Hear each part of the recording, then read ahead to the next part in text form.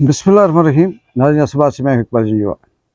आज का जो टॉपिक है उस पर बात करने से पहले आपसे दरख्वास्त है, गुजारिश है कि आप इस चैनल को सब्सक्राइब करें, लाइक करें और अपने कमेंट्स दें। आप सबको पता है कि आज की जो सबसे बड़ी डेवलपमेंट है वो ये है कि कुफल टूटा खुदा खुदा करके पाकिस्तान तहरीक इंसाफ के हक़ में जो मखसूस नशिस्तों का केस था वो पाकिस्तान तहरीक इंसाफ के हक़ में सुप्रीम कोर्ट की तरफ से आया, जिसमें काजी साहब ने अपनी तरफ से वही बखीली वही बुग़्ज़ रखा। लेकिन 8 जजेस जो खड़े हो गए उन्होंने फिर पाकिस्तान तहरीक इंसाफ के हक़ में न सिर्फ फ़ैसला सुनाया बल्कि उनके साथ कहते हैं कि ये 11-2 का फ़ैसला था और कुछ कहते हैं कि 9-3 का था या 9-4 का था, लेकिन जैसे भी था वो आया। आज के सुप्रीम कोर्ट के फ़ैसले में सबसे पहली बात तो ये हुई कि पाकिस्तान तहरीक इंसाफ PTI एक सियासी जमात है। नंबर 2, पाकिस्तान तहरीक इंसाफ यानी PTI को जो मखसूस नशिस्तें हैं वो उसका हक़ है और वो उसे दी जाएँ। और तमाम जो तज्ज़ियाकार हैं, तबसरा करने वाले हैं, वो ये बात कह रहे हैं, बता रहे हैं, जिसमें एक्सपर्ट्स हैं सियासत के और कानून के, कि अब पाकिस्तान तहरीक इंसाफ के वो तमाम लोग जो आज़ाद उम्मीदवार लड़े थे या वो किसी भी सुन्नी इत्तेहाद में जो शामिल हुए थे वो वापस तहरीक इंसाफ के अंदर आएंगे। 15 दिन का टाइम दिया है अदालत ने और 15 दिन के अंदर अंदर पाकिस्तान तहरीक इंसाफ एक सियासी जमात बनकर, पाकिस्तान की सबसे बड़ी सियासी जमात बनकर सामने आएगी। इसमें जो सबसे बड़ी डेवलपमेंट है वो उम्मीदवार जैसे रेहाना डार हैं या इस तरह के और भी बहुत से हैं जिनको ख्वाजा आसिफ ने 2 नंबरी से या एक टेलीफोन कॉल पे करके फार्म 47 पे हराया और ख्वाजा आसिफ फार्म 47 लेकर मस्तियाँ कर रहे हैं। उनके लिए भी सबसे बड़ा चैलेंज है, नवाज़ शरीफ के लिए है, ख़ुद शहबाज शरीफ के लिए है, मरीम नवाज़ के लिए है। लेकिन इससे ये एक तरफ पूरे पाकिस्तान के अंदर पाकिस्तान तहरीक इंसाफ की जो फतह है आज की, इसको तारीख़ी भी कहा जा रहा है और इसमें जश्न भी मनाया जा रहा है। बिल्कुल उनका हक़ भी है और ये बनता है कि वो अपना जश्न मनाएं, सेलिब्रेट करें कि बहुत अरसे के बाद किसी ऐसी खुशखबरी की इत्तला मिली जो शायद कि इसके पीछे कोई और प्लान हो, लेकिन सामने सामने ये अच्छा फ़ैसला है।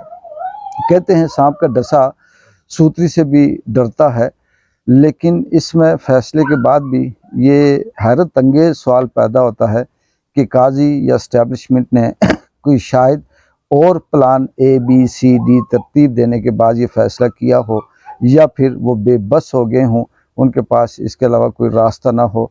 क्योंकि पिछले 24-36 घंटों से काजी साहब ने मीटिंगें भी की और सुनने में था कि बहुत से जजेस को दबाव था, किसी को बाहर से भाई की तरफ कॉलें आ रही थी, किसी को किसी तरह का दबाव था, लेकिन वो पीछे नहीं हट रहे थे। लेकिन मुख्तसर सी बात इसमें हम ये करें कि जिस तरह से अरशद शरीफ का शहीद का जो फ़ैसला है कीनिया की अदालत ने सुनाया, उन्होंने कहा कि बिल्कुल ये अरशद शरीफ का जो कत्ल है ये टारगेट किलिंग है, ये मर्डर है और इसमें पुलिस जो कीनिया की पुलिस थी उन्होंने जो मौक़िफ़ दिया वो सारे का सारा बेबुनियाद था, उसमें कोई सदाकत नहीं थी। और कीनिया की जो जज थी, जो अदालत थी, उन्होंने अरशद शरीफ की फ़ैमिली से कीनिया हुकूमत की तरफ से ये कहा कि माज़रत भी करें और कंपनसेशन के तौर पर उन्हें फ़ाइन भी दें। वो फ़ैसला देखने में कोई इतना ख़ास नहीं है क्योंकि अरशद शरीफ शहीद, वो तो शहीद हो गया, उसकी फ़ैमिली मुतासर है अभी भी और उनके जो जुल्म ज़्यादती हो रही है वो अभी भी हो रही है। लेकिन उस फ़ैसले का दूररस असर ये होगा कि वहाँ से लाइन क्लियर हो गई। अब पाकिस्तान की जो अदलिया है या इस्टेब्लिशमेंट है, वो पुलिस है, वो जो JIT बनी, उनकी जो रिपोर्टें हैं वो चाहे 6 महीने, साल, 2 साल जैसे ही सामने आएंगी तो उसमें कहीं ना कहीं ये पॉजिटिव प्लस पॉइंट होगा कि कीनिया का जो फ़ैसला उसे सामने रखा जाएगा। इसी तरह से आज का जो फ़ैसला है जो सुप्रीम कोर्ट की तरफ से काजी की तरफ से नहीं दिया गया, जो दीगर जजेस थे जिन्होंने काजी से अदम एतमाद किया, जिन्होंने काजी के फ़ैसले को रद्द किया और काजी को तनहा करके रख दिया। उनके फैसले ने ये साबित किया कि पाकिस्तान तहरीक इंसाफ एक जमात थी, है और रहेगी। बल्ला इसका निशान था, छीना गया, गलत था।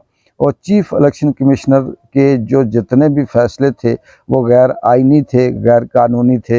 इन पे भी आवाज़ उठेगी और अब आने वाले दिनों में मज़ीद इसी तरह से हलचल रहेगी। और पाकिस्तान में ख़रीदो फरोख्त और जिस तरह से मंडी लगने वाला शायद कि फिर से एक सिलसिला शुरू हो, कम हो लेकिन होगा ज़रूर। तो इसी हवाले से जब हम ये बात करते हैं तो ये लगता है कि ये फ़ैसला जैसे भी हो, इसमें जो भी किया जाए, लेकिन आने वाले दिनों में, आने वाले वक्त में ये पाकिस्तान तहरीक इंसाफ के लिए बहुत बड़ी विक्ट्री होगी और इसको एग्ज़ाम्पल बनाकर भी पेश किया जाएगा।